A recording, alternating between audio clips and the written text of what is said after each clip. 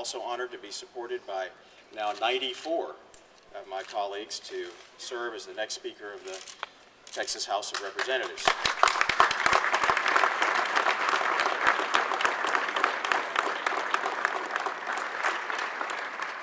And that number is growing. There's a couple of more that are on their way in, and I just haven't had much of a chance, frankly, since honoring commitments that were made to others and released last night to reach out and also to return some phone calls, which I'll be doing all day today and all week as we continue to build. In the coming days, I aim to meet with every member of the Texas House to better understand the needs of their districts, to build trust and confidence in the legislative process of this institution. As we gather today to discuss leadership at the Texas House, we also find our state at a challenging time entering this 81st legislative session with important issues to address. Every member in the House is concerned with the national economic events and crisis that will affect the upcoming budget cycle. We must protect jobs in our state. We have a great story to tell. We have to keep it going. We must continue to improve public and higher education for our children and future workforce. We continue to have health care challenges as a state with over 24 million citizens. We have transportation and infrastructure issues that need to be addressed.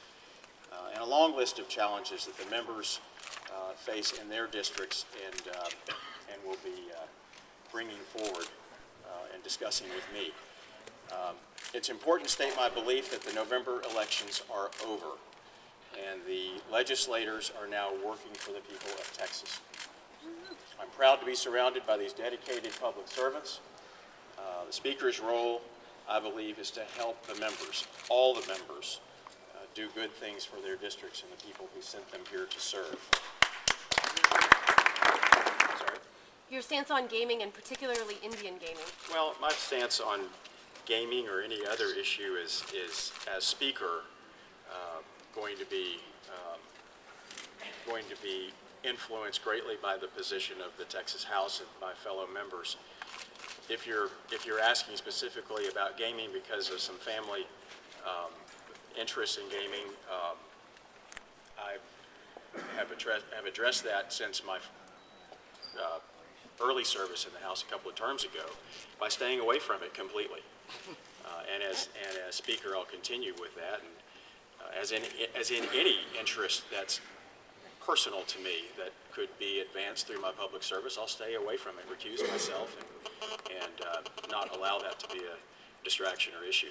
Mr. Straus, the governor, lieutenant governor, and the current speaker have signed off on an agreement regarding gas tax diversions. Yes. Where do you stand on that, and will that still be a priority, considering that TxDOT has announced they're going to do major projects based on that agreement? Well, my personal view on that is that they did a good job meeting together and coming to consensus. But again, as the Speaker, I'm there to preside over the House deliberations on that, and I'll look to the members and follow the will of the House on that in every issue, frankly. Mr. Straus, can you delineate how your administration will be different in the running of the House than the current one? Oh, you know, I don't want to get too far ahead of that since this is not a fully completed project yet. My efforts today and the rest of the week are to reach out to all the members that I haven't spoken to over the weekend. So there's time to get into transition issues and all that when it's appropriate. Have you spoken to Speaker Craddock? Have you spoken to Speaker Craddock, and if not, when do you? I haven't spoken directly to him. I placed a call late yesterday afternoon to his chief of staff.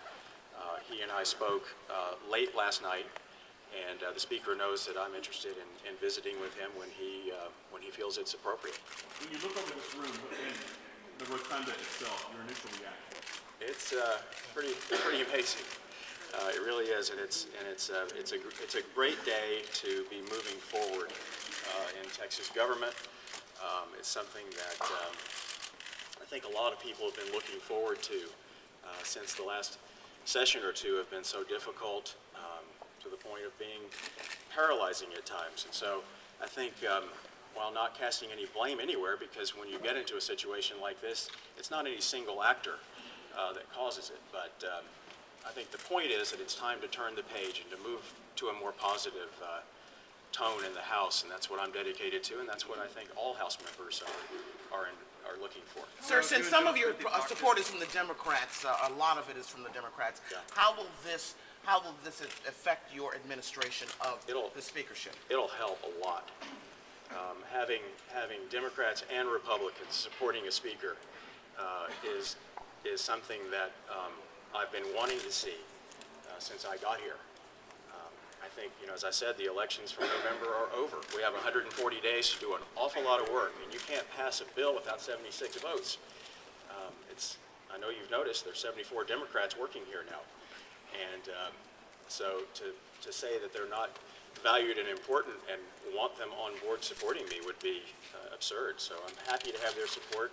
I want you to know that we're now at over 20 Republicans on board, and it's important to remember that I wasn't a candidate for Speaker until late Friday, and there were so many Republicans committed to another candidate until being released last night. So I'm going to be working the rest of the week to bring everybody back in, and it's my goal to unify all 150 of us and to have a really productive session. Have you been troubled to honor so much? Ross, then two more questions, okay. and then Harvey. Have you and John Smithy spoken yet? And how'd that Yes, go? we had a brief discussion this morning. We've traded calls. In fact, we talked about 5 or 6 weeks ago. I called him to see if he was interested in running for Speaker back in early December, I guess.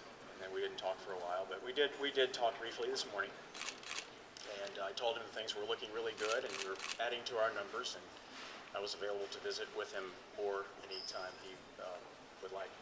Representative, what would your speakership Meeting on be? the books? Not yet, but he has my number, I have his, and he's a very good friend of mine. John is a respected member of the House and a valued, longtime veteran. Everybody welcomes his talents, and I do too. So I'm anxious to move ahead. How do you think you're able to garner so much support after just your short time in office? Well, it really isn't about me. I think any of the group that's been meeting to sort of try to achieve this type of unity and positive change would be standing here had they come out of that Friday meeting as the consensus choice. So I think it's not really personal to me. Joe, What are the criticisms on what Representative Castro said in terms of what this means for San Antonio? Well, I hope it means good things for San Antonio. I think it's important, though, to know that I have responsibilities now beyond my home district. I understand that. I'll be working very closely with all the members for all of their issues, wherever they come from, rural or urban or suburban. I hope it's good for San Antonio. I also think it's healthy for the speakership to rotate around the state. And it's been since 1913, I think, since the speaker came from Bexar County. So it's probably our turn for a little while. Your critics say that you've missed a lot of votes during your time here. What's your response to that? My response is my voting record stands with, I think, anybody's. And I'm very proud of it. You can look at it. If you have any kind of specifics, I'll be happy to talk about that later. Harvey, then I'm going to get back on the phone. Some of your colleagues at the meeting last night over at Sullivan's indicated that they're going to inspire the activists to continue trying to put pressure on your Republican colleagues to defect. Do you have a message? First, does that worry you? And second, do you have a message to your other colleagues and the activists? Yeah, that kind of politics is why we're all here today. It's what we stand against. And, we have 140 days to do an awful lot of work, important work. And I'm not going to be distracted by, some interest group or whatever that I don't even know, popping off about something that's not true. So I'm not going to be distracted by that. I'm very comfortable and proud of my long Republican roots and credentials. And that's what, frankly, gives me the confidence to be able to reach out to Democrats and not apologize for it. I know who I am. They know who I am. We don't always vote the same way or agree. Usually we don't. But we can be civil about it when we don't. And we can come together and do good work for the House and for the state of Texas. Thank you all very much.